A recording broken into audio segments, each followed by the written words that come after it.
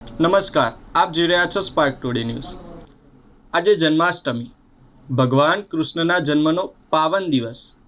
આજે દેશભરમાં ઉત્સાહપૂર્વક ને શ્રદ્ધાપૂર્વક ભગવાન કૃષ્ણના જન્મની ઉજવણી થઈ રહી હોય ત્યારે માંગરોળ શહેરમાં જન્માષ્ટમી ઉત્સવ સમિતિ દ્વારા એક શોભાયાત્રાનું આયોજન કરવામાં આવ્યું હતું, જેમાં નંદ ઘેરા નંદ ભયો જય કનૈયા લાલ કીના નાદ સાથે 80 જેટલી મટકીઓ ફોડવામાં આવી હતી। માંગરોળમાં શ્રી કૃષ્ણ જન્માષ્ટમીની ધર્મોલ્લાસ સાથે શાનદાર ઉજવણી કરાઈ।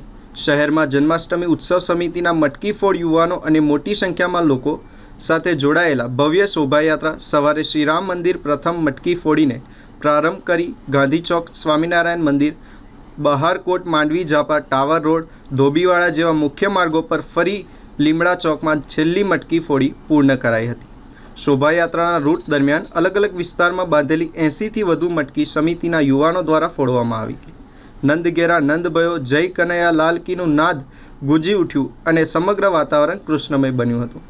માંગરોળ પોલીસના ચુસ્ત બંદોબસ્ત સાથે ડીજેના તાલે નીકળેલી આ ભવ્ય શોભાયાત્રામાં બાલ ગોપાલ કૃષ્ણના દર્શન કરવા હજારો લોકો ઉમટી પડ્યા હતા।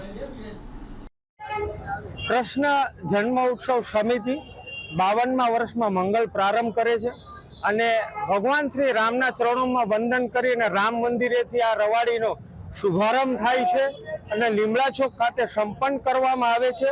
80 થી 85 મટકી માંગરોળ શહેરની અંદર બાંધવામાં આવે છે।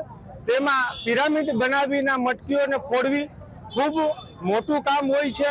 કોઈ પણ જાતની કોઈને જાનહાનિ ન થાય એની પણ ધ્યાન રાખવામાં આવે છે અને અમારા પ્રમુખ શ્રી જીતુભાઈ પરમારની આગેવાનીમાં આ રવાડીનું આયોજન કરવામાં આવે છે। આજની મટકીનો આનંદ કંઈક અનેરો હોય છે।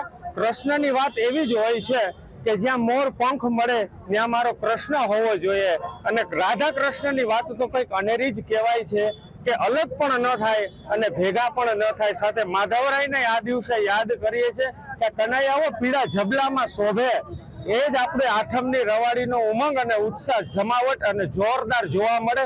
બોલો કૃષ્ણ કનૈયા લાલ કી જય।